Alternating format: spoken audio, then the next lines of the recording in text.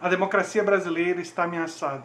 Não apenas pelo discurso autoritário que estamos vendo na campanha eleitoral, mas por atos que violam uma das liberdades democráticas mais importantes, talvez a mais importante, que é a liberdade de expressão.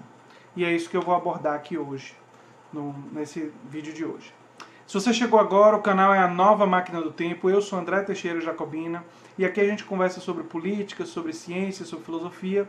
Eu tenho uma sessão de diálogos com especialistas, e toda sexta-feira no Filosofia Popular eu converso com vocês sobre filmes e séries do ponto de vista político e filosófico. Bem, antes de contar o caso, eu tenho que dizer como é que eu fiquei sabendo. Foi minha esposa que trouxe esse caso para mim, ela conhece o jornalista em questão, mas esse caso já tem repercussão nacional e internacional para vocês verem a importância que ele tem, e eu vou colocar ele do lado de outros grandes casos de liberdade de expressão e que nós precisamos, talvez não tenham mesmo repercussão desses outros casos, mas já tem uma repercussão significativa, e ele tem muita importância para nós aqui no Brasil, porque ele remete a uma das tradições piores do Estado brasileiro. O Estado brasileiro tem como duas das suas principais características ser autoritário e ser patrimonialista. Autoritário, eu acho que todo mundo sabe o que significa. Patrimonialista é o uso privado da coisa pública. E esse caso exemplifica essas duas piores tradições do Estado brasileiro. Bem, o que foi que aconteceu, gente? Em 29 de maio de 2012, o jornalista José Christian Góes publicou em um portal de notícias de Sergipe o texto ficcional intitulado Eu, o Coronel em Mim, uma crônica sobre o exercício de poder que poderia se adequar a qualquer contexto, época, local ou personagens. Entretanto, sobre a interpretação dúbia e fundada de subjetividade, eu estou lendo um texto sobre isso. O desembargador e atual vice-presidente do Tribunal de Justiça do Sergipe, Edson Ulisses, e o Ministério Público Estadual de Sergipe moveram dois processos, um criminal e outro civil, contra o jornalista, alegando que o personagem jagunço das leis se traduziria na figura do desembargador, colocando em outros termos, a carapuça civil. Se ele estava falando ou não do desembargador, não sabemos. Em junho de 2013, um julgamento extremamente ágil, o judiciário sergipano condenou o jornalista a mais de 7 meses de prisão. A partir da defesa integral da liberdade de expressão, o caso começou a ganhar repercussão nacional e internacional, inclusive com a denúncia formalizada na Comissão Interamericana de Direitos Humanos, da Organização dos Estados Americanos. No entanto, mesmo com toda a pressão exercida em torno do caso, em mais uma posição refratária do Poder Judiciário, o recurso impetrado no Supremo Tribunal Federal, com pedido de revisão da condenação em solo sergipano, foi negado no dia 15 de agosto, sem sequer ter o mérito julgado.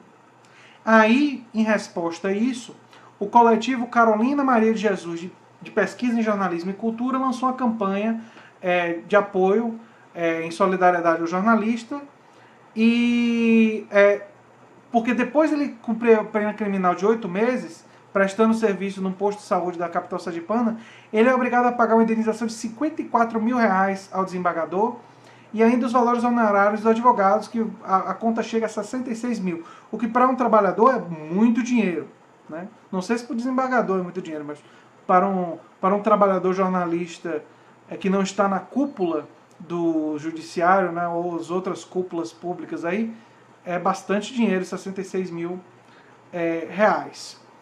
Então, o que é que eu queria dizer? Eu li o texto dele, li as matérias, o que é que eu queria dizer sobre isso?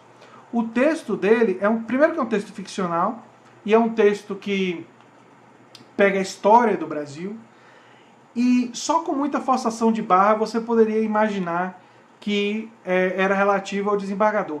Mas mesmo que fosse, o máximo que o texto faz é criticar autoritarismo, um certo desrespeito com as leis, o abuso de poder. É isso que o texto faz. É uma crítica, vamos supor que ele tivesse feito diretamente o desembargador. É uma crítica a abuso de poder. Aí chega a ser irônico, é uma coisa absurda. O que é que acontece com José Christian Góes? Ele é vítima de um abuso de poder para silenciá-lo, não é? Eu quero deixar claro aqui, liberdade de expressão tem sim limites, mas não você criticar uma pessoa porque você acha que ela está realizando abuso de poder. É sua opinião, é uma coisa de discussão subjetiva, se é ou não é abuso de poder, se a pessoa é ou não é autoritária. Isso tudo são opiniões subjetivas que todos nós temos o direito de ter. O limite da liberdade de expressão, educando um pouco o público que talvez não conheça, incluem coisas como, e eu não estou falando apenas Brasil, eu estou falando da liberdade de expressão nas constituições da maioria dos países de democracia avançada. E o que mostra que nossa democracia é frágil e precisa ainda muito ser aprimorada. Normalmente, o que é limite de liberdade de expressão? Calúnia com características específicas. Por exemplo, se aparece alguém dizendo, por exemplo, que eu cometi crime X tal dia e eu não cometi esse crime, eu tenho o direito de processar essa pessoa por calúnia e difamação, não é? Um dos dois. Se você faz um texto dizendo como criar uma bomba e matar gays, esse é um texto de discurso de ódio que propõe genocídio de uma minoria, e isso daí é completamente fora da liberdade de expressão. A liberdade de expressão não protege isso daí. Então, existem determinadas coisas que quando você está advogando violência contra alguém, ou se você está acusando de forma específica alguém de algum crime que a pessoa não cometeu, se você acusa, você tem o ônus de provar. Se você não for capaz de provar, você vai ter que responder processo. O que José Christian Góes fez foi fazer o que eu faço aqui no canal. Mesmo que ele tivesse feito em relação ao desembargador, porque ele nem fez em relação ao desembargador, ele fez um texto genérico, pode ser aplicado a muitos contextos, enfim. Mas mesmo que fosse em relação ao desembargador, se trata de uma crítica, vamos fazer de conta que a interpretação do desembargador é verdadeira e era em relação a ele. Se trata de uma crítica às suas atitudes, se trata de uma crítica à sua forma de exercer o poder. Se nós não podemos fazer esse tipo de crítica, significaria, por exemplo, que você nunca pode dizer de um governador que ele está sendo autoritário e que ele foi, digamos assim, equivocado na forma como ele conduziu a resposta a uma greve. Entendeu? Aqui na Bahia, por exemplo, Jacques Wagner sofreu diversas críticas. Imagine se ele fosse, em vez de tentar responder nas palavras, usando a liberdade de expressão dele, e ele falou coisas que eu tenho muito problema, sou extremamente crítico de Jacques Wagner nesses episódios das greves. Mas imagine se ele resolvesse processar os críticos dele, seria ainda pior. Teria uma demonstração ainda mais autoritária. E foi exatamente o que esse desembargador realizou. E eu sou muito, por causa disso, eu sou muito solidário com José Christian Góes. E eu acho que ele entra no histórico de uma luta pela liberdade de expressão, que é uma das lutas mais difíceis da democracia. Porque lutar verdadeiramente pela liberdade de expressão é lutar pelo direito dos outros dizerem coisas que a gente não gostaria de ouvir. Por exemplo, se eu fosse processar todo mundo que me ofendeu, e ofendeu a minha honra, para usar os termos que eles usam lá, aqui no canal, eu teria que começar uns 20 mil processos por baixo, né? Porque a quantidade de ofensas que eu recebi não está no gibi.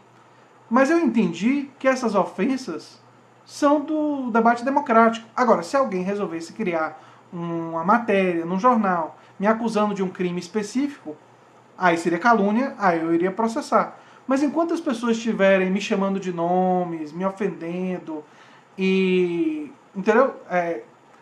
Me atacando dessa forma, até com ofensas que atacam de fato a minha honra, como me chamar de desonesto e tudo mais, eu vou responder com minhas atitudes. Eu vou usar da minha liberdade de expressão para contra-argumentar, até por eu acreditar que eu estou com a razão. Eu não, nesse caso, eu entendo que a melhor resposta que eu dou são os meus argumentos, a minha prática. Nunca eu usaria de um processo, nesse caso, para silenciar um crítico, por mais que eu achasse que as críticas dele são uma falácia de ataque à pessoa e tudo mais. E essa é a essência do debate democrático, que tem que permitir o contraditório, e o contraditório inclusive duro, inclusive irônico, inclusive sarcástico. Por isso que eu defendi com tanta força, na época que aconteceu o ataque no Charlie Hebdo, dos cartunistas dinamarqueses, porque eu entendo que eles têm o direito de criticar o Vaticano, os muçulmanos, entendeu? Eles têm o direito de fazer piada com Maomé, se eles quiserem fazer, entendeu? E os muçulmanos têm o direito de esculhambar com eles. O que eles não têm o direito é entrar lá e matar um monte de gente. Entenderam? E o que não é correto é o Estado francês censurar os cartunistas, porque eles estão incomodando. Se você está incomodado com o jornal Charlie Hebdo, não compre o jornal, faça um protesto contra o jornal, diga que o jornal está errado, mostre porque o jornal está errado. Então, se você não gosta do que o Christian Góes disse, escreva sobre isso, faça um vídeo sobre isso, use da sua liberdade de expressão para desconstruir as ideias que ele está expressando. Não abuse do poder. E reparem, esse processo só teve esse resultado rápido e duro dessa forma porque foi com o desembargador, porque mexeu com os poderosos. Se fosse uma pessoa sem poder, ele provavelmente, esse processo, teria sido descartado, porque seria considerado insignificante. Mas, como mexeu com o poderoso, ele usou desse poder, ou seja, ele fez o uso do Estado como se fosse dele. Uso patrimonialista. Ele fez um uso patrimonialista do Estado. Isso é o patrimonialismo. É você usar da coisa pública como se ela fosse sua. E fez um uso de natureza autoritária, porque tem por objetivo silenciar os críticos, silenciar aqueles que não gostam da sua forma de fazer política. Né? Sendo que o texto, enfim, entra até na subjetividade, se era ou não sobre ele. Mas eu acho que depois do que ele fez, se fosse sobre ele, ele confirmou tudo que de pior existe no texto. Tudo que é mais duro que está atacando, ele simplesmente confirmou com essa atitude, porque ele não teve o espírito democrático de entrar no debate. Eu não sei se eu já disse, mas eu dei R$15 para a campanha. Recomendo que vocês, se vocês puderem doar, vocês doam dinheiro. Se vocês não puderem, vocês divulgam no Facebook, no WhatsApp e tudo mais. Espero que divulguem também esse vídeo, junto com os links que eu vou fornecer na descrição. É isso aí, gente. Esse foi o meu vídeo de hoje. Eu em breve vou fazer vídeos sobre Haddad, que eu acho que finalmente foi oficializado como candidato do PT. E eu tenho analisado todos os candidatos, porque na democracia é isso. A gente tenta analisar tudo, né? Tenta ver sobre todos os ângulos e pontos de vista. Isso é efetivamente democrático. E claro que nós temos o nosso próprio ponto de vista. Eu tenho o meu próprio ponto de vista. E meu ponto de vista vai colorir a análise que eu faço.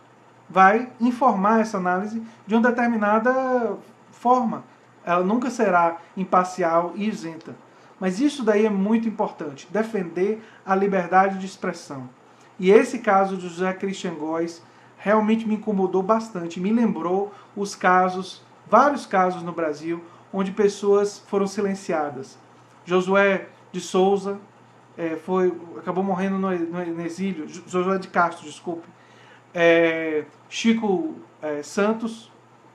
Pinto, eu estou trocando os nomes. Chico Pinto foi também preso por dizer, na época do regime militar, comparar o Brasil com a ditadura de Pinochet. Então, e agora José Christian Góes é preso por ousar fazer um texto que pode ser interpretado como crítica ao desembargador. Que nem foi em relação a ele, mas necessariamente. Mas enfim, é isso aí, gente. Se você gosta do que eu faço aqui no canal A Nova Máquina do Tempo, se inscreva no canal, dê um like, compartilhe, que é muito importante para mim. E compartilhe a campanha de solidariedade com José Christian Góes. Um abração e até o próximo vídeo. Tchau, tchau.